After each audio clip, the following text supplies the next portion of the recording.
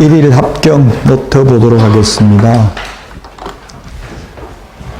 문제 연습을 해보고 역으로 또 이론을 공부하면 도움이 될 수도 있죠. 기출문제를 많이 보셔야 됩니다. 기출문제가 평균 80% 이상의 기출문제 범위 내에서 나옵니다. 신선하고 충격적인 거는 거의 20%를 초과하지 않는다고요. 신선하고 충격적인 거 공부하지 말고 기출문제 위주로 보시라고요. 자, 소속 공개사는 나온 밑에 지적되어 있는 상태에서는 개업할 수 있다, 없다? 없다고 했죠?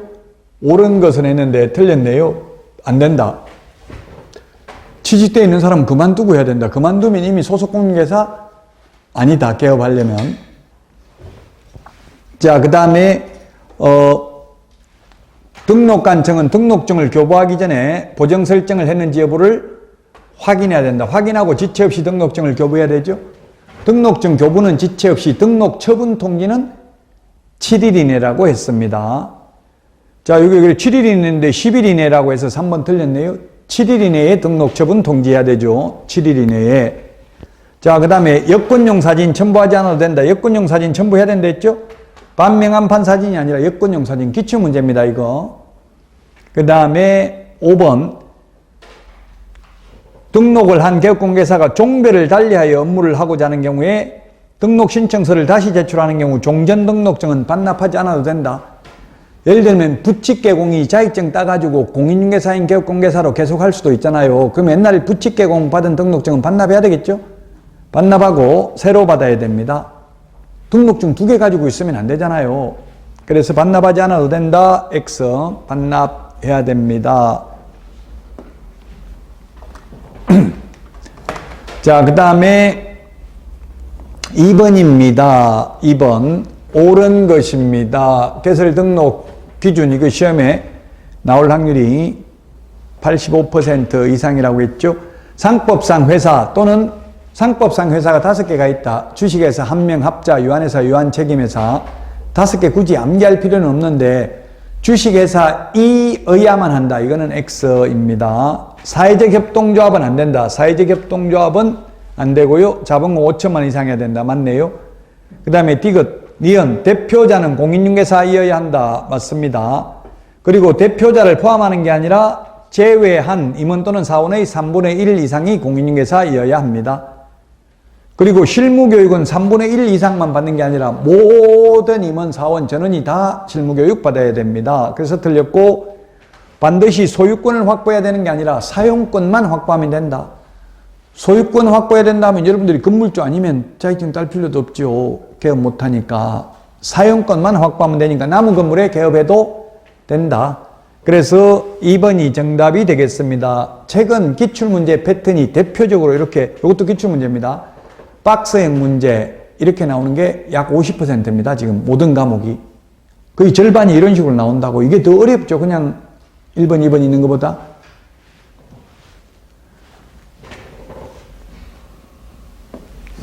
자, 다음은 3번 문제 보도록 하겠습니다.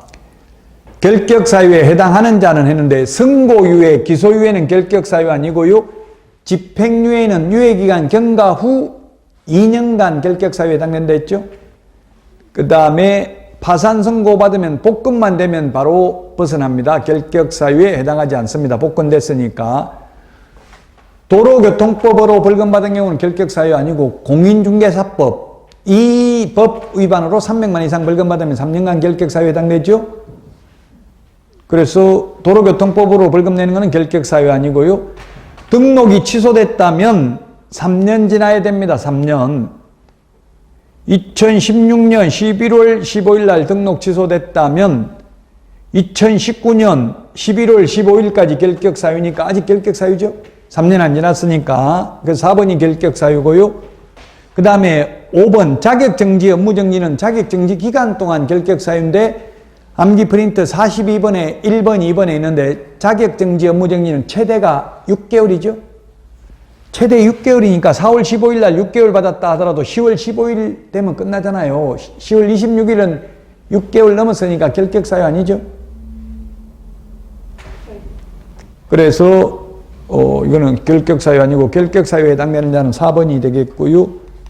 자, 그 다음에 4번입니다. 사무소 설치에 대해서 틀린 것은 했는데 법인이 아닌 자는 분사무소 둘 수 없다. 예, 법인만 지사, 지점을 둘 수 있다. 법인 회사만. 맞습니다. 그 다음에 2번 분사무소 설치는 업무정지기간 중에 있는 다른 개업공개사 사무소를 공동으로 사용하는 방법으로는 할 수 없다. 업무정지기간 중에는 공동으로 사용할 수 없다 했죠? 처음에 2명이 공동으로 사용하다가 1명이 업무정지 당했다면 업무정지 안 당한 사람은 계속 사용해도 됩니다. 근데 업무정지 당하고 나서 다른 사람하고 공동으로 사용하는 것은 안 됩니다.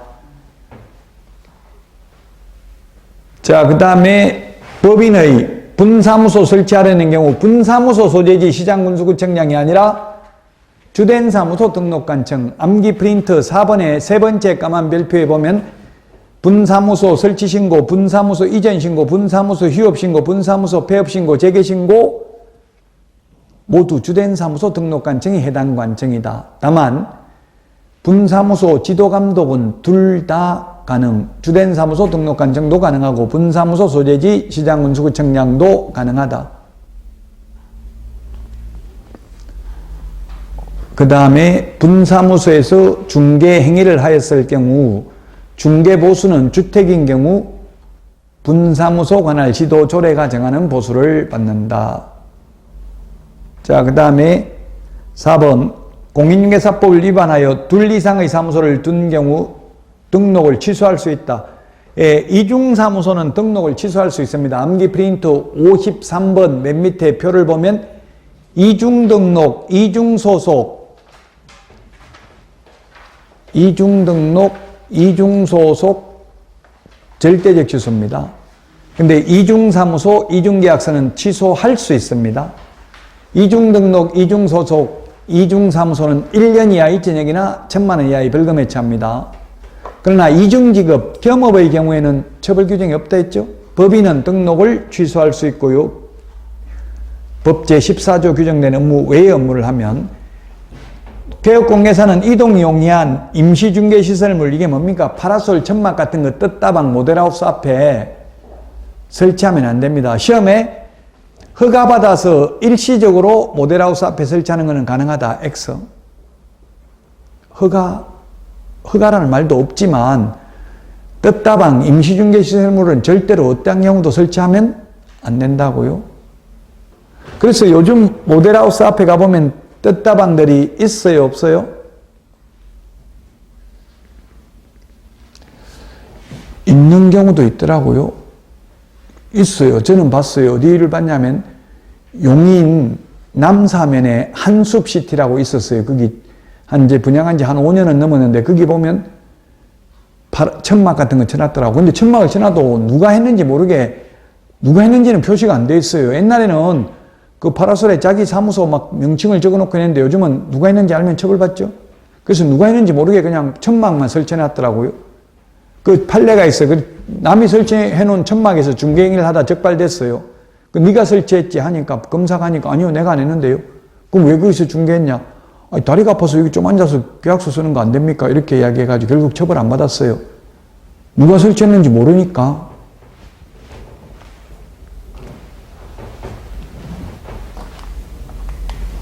자, 기출문제입니다. 대표적으로 이렇게 시험에 나온다. 겸업. 할 수 있는 것, 법인이 암기 프린터는 24번에 있습니다. 할 수 있는 것인데요. 주택, 상가, 분양 대행은 가능하고 분양업은 안 된다 했죠. 택지 분양 대행도 안 되고 주택, 상가 분양 대행은 가능합니다. 부동산 이용 개발 및 거래에 관한 상담은 가능한데 개발업은 안 된다고 했죠. 개발업은 안 되고요. 이사, 도배업체 소개하는 건 되는데 이사, 도배업체 직접 운영하는 건 안 된다 했죠. 돈 되는 건 안 된다 했습니다.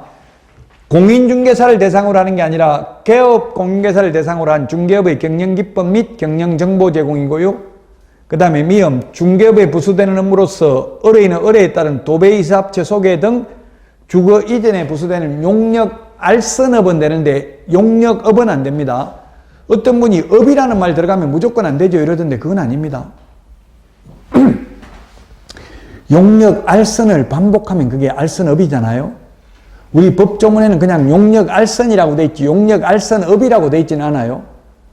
알선을 할 수 있으니까 알선을 계속 반복하면 그게 알선업이라고요.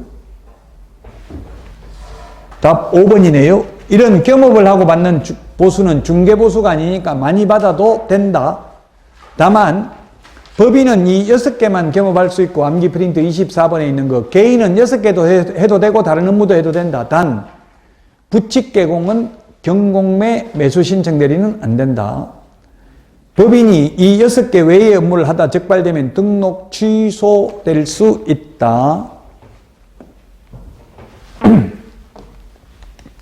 자, 그 다음에 지금 전형적인 기출문제 패턴이 이렇게 박스형 문제 이렇게 나온다고요. 자, 결격사유에 해당하는 자를 모두 고른 것은 피특정 후견인은 결격사유 아니고 피성년 후견인, 피한정 후견인 결격사유죠. 피특정 후견인 결격사유 아니고 선고유예, 기소유예 결격사유 아니고 집행유예는 유예기간 더하기 2년간 결격사유에 해당되죠. 그 다음에 자격 취소된 경우 3년간 결격사유에 해당됩니다. 답은 5번입니다. 시험에 해마다 출제된다 했습니다. 결격사유는 집행유예는 유예기간 경과 후 2년간, 선고유예, 기소유예는 결격사유 아니다. 7번입니다.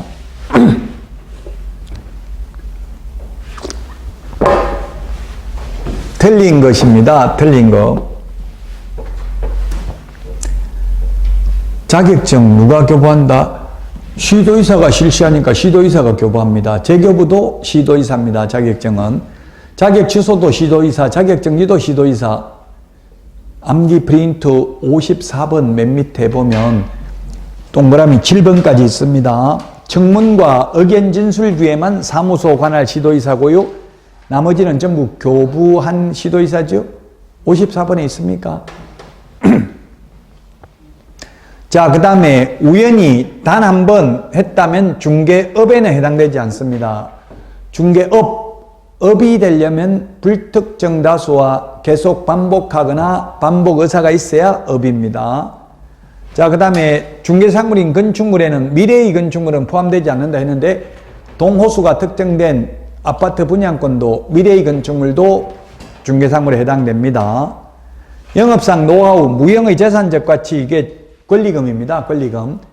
권리금은 중개 대상물에 해당되지 않는다.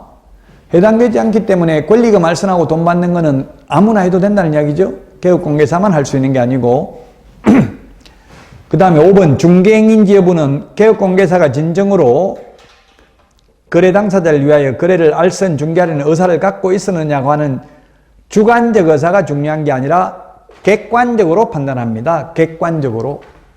즉 계약금 중도금을 실장한테 맡겨놨는데 실장이 떼먹고 도망갔는데 사장 보고 책임지라, 직원이 떼먹고 갔으니까 책임지라고 하니까 사장이 내가 돈 떼먹으라고 시켰냐, 자식도 말 안 들어서 내 마음대로 못하는데 직원까지 내가 왜 책임져야 되냐 했는데 판사는 그건 네 주관적 생각이고 객관적으로 보아서 손님이 거기 맡긴 거는 중개사무소 보고 맡긴 거지 그 직원 개인 보고 맡긴 거는 아니다. 그래서 주관적으로 판단할 게 아니라 객관적으로 판단해야 된다. 즉 중개행위인지 묻는 이유는 중개행위는 손해배상을 해야 돼. 중개행위가 아니고 직원이 퇴근해가지고 나이트클럽에서 부킹하다가 손님하고 싸워가지고 손해입혀도 그건 사장 책임 없죠. 중개행위가 아니니까. 그래서 중개행위가 중요한데 중개행위인지 여부는 객관적으로 판단한다고 손님 입장에서.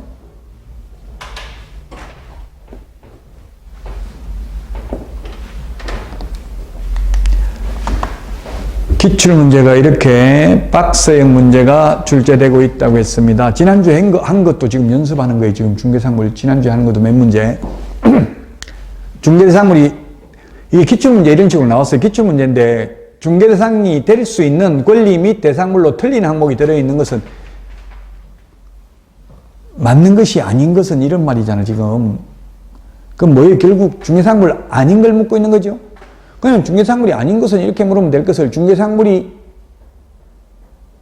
틀린 것이 들어있는 것은 좀 기출문제인데 어쨌든 말을 꼬아놨잖아요. 좀 매끄럽지가 않죠.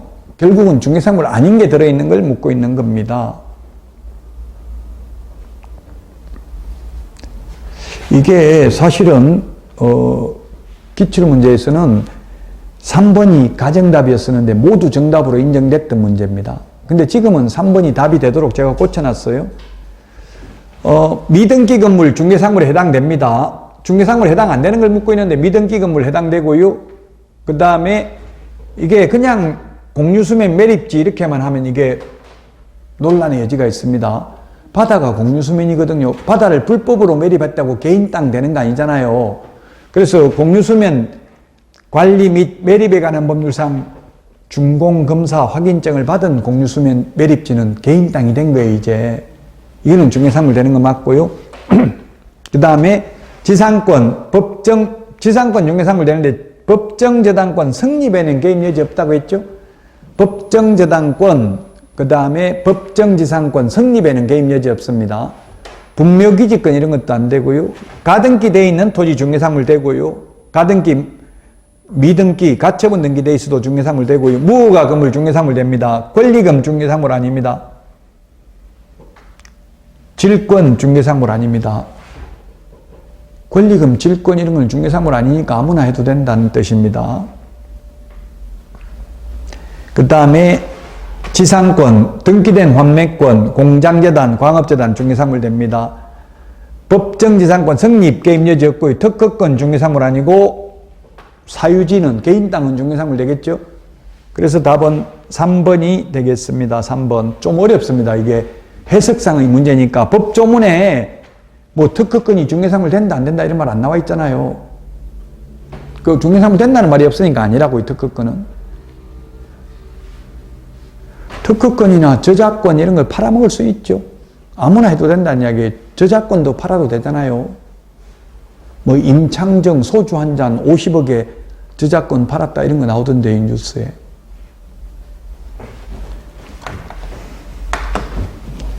옛날만 해도 막 그 불법 처음에 카페 이런 거 만들면 카페에다 배경음악 이런 거 아무거나 올리고 했거든요. 근데 전부 뭐 변호사들이 고소하고 위임받아가지고 이래가지고 지금은 불법 올리지도 못하잖아요.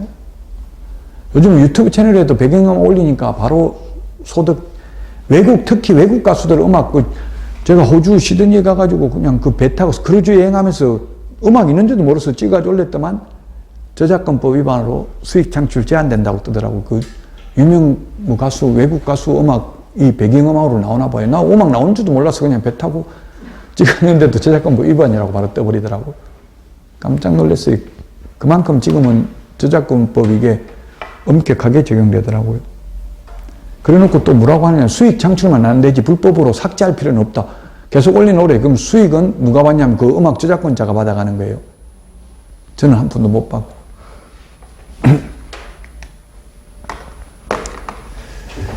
자, 중개상물 표시 광고할 때 명시해야 될 사항이 아닌 것은 했는데 성명, 소연 등 암기 프린트 25번에 있습니다.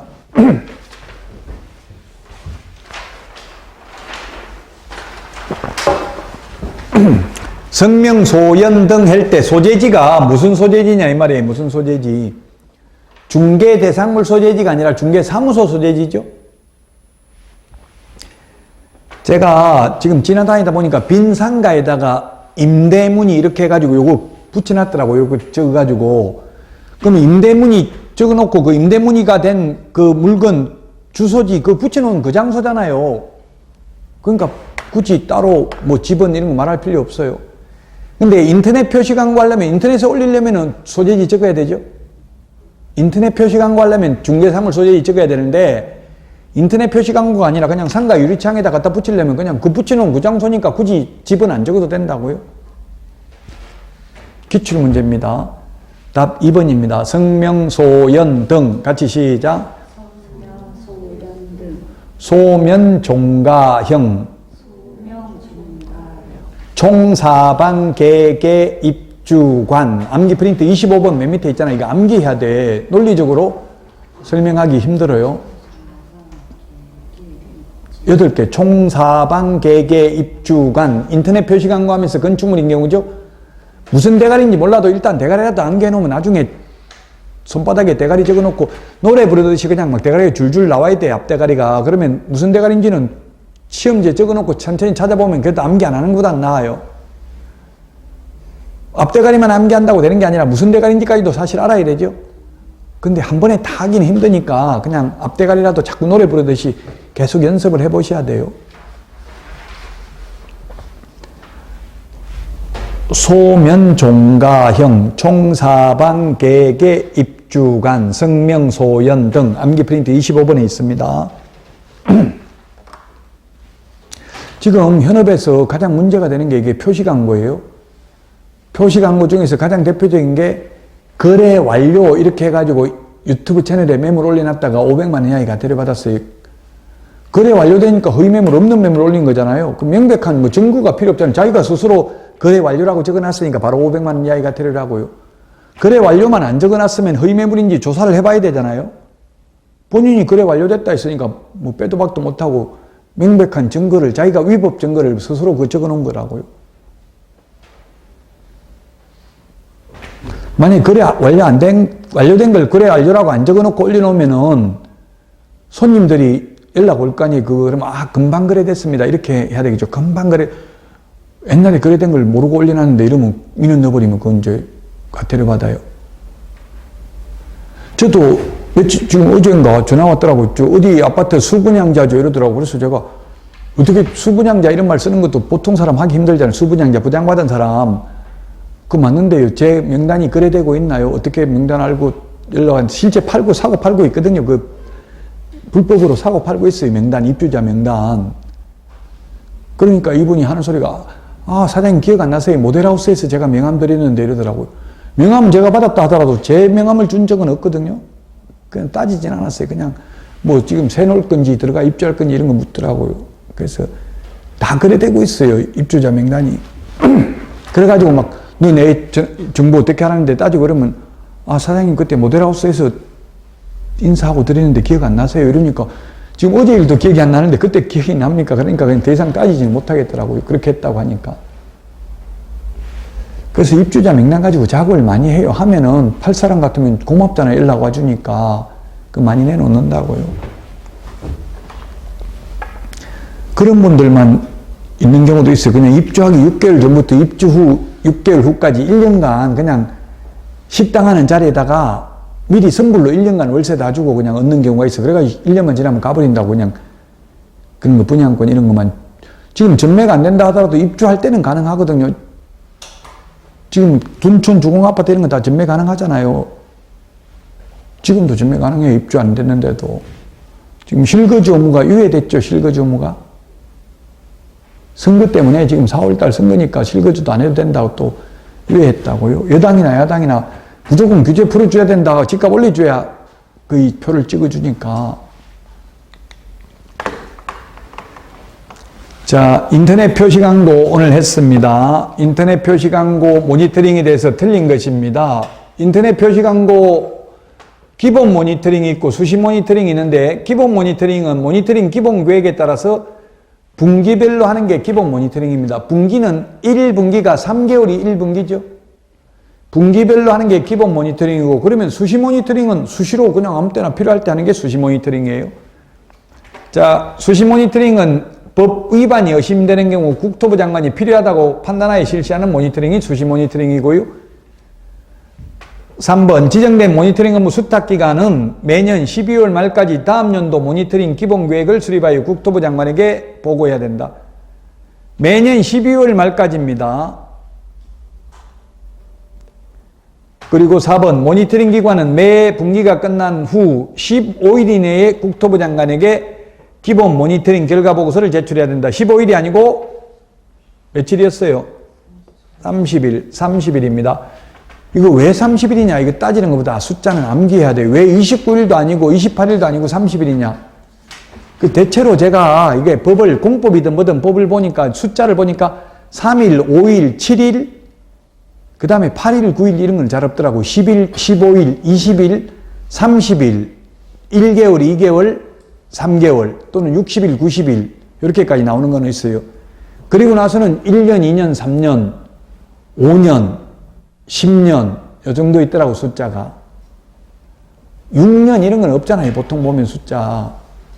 왜 그렇게 정한지는 모르겠어요. 근데 보니까 다른 법도 대부분 숫자 그렇게 나오더라고요. 그 숫자가 여기서는 헷갈립니다. 기본 모니터링은 30일, 수시 모니터링은 15일이죠. 수시 모니터링은 15일이에요. 수시 모니터링은 15일이다. 모니터링 기관은 수시 모니터링을 실시하기 전에 국토부 장관에게 모니터링의 기간, 내용, 방법 등을 포함한 계획서를 제출해야 되고 해당 모니터링을 완료한 날로부터 15일 이내에 국토부 장관에게 결과 보고서를 제출해야 된다. 수시 모니터링은 15일, 기본 모니터링은 30일 이내에 제출해야 됩니다. 그럼 제출받은 국토교통부 장관은 어떻게 해요? 시도지사 및 등록관청에 조사 및 조치를 요구할 수 있습니다. 요구받은 시도지사 및 등록관청은 신속하게 조사 및 조치를 완료하고 그 결과를 국토교통부 장관에게 제출해야 됩니다. 며칠 이내에 제출해야 돼요? 10일 이내. 10일이 어디 있어요? 10일. 암기 프린트 40번. 40번에 동그라미 7번. 40번에 동그라미 7번에 있죠? 조치 완료하고 국토교통부 장관에게 통보해야 됩니다. 10일 이내에. 요 10일을 7일 이렇게 바꾸면 문제 되잖아요. 7일. 10일, 7일 많으니까요.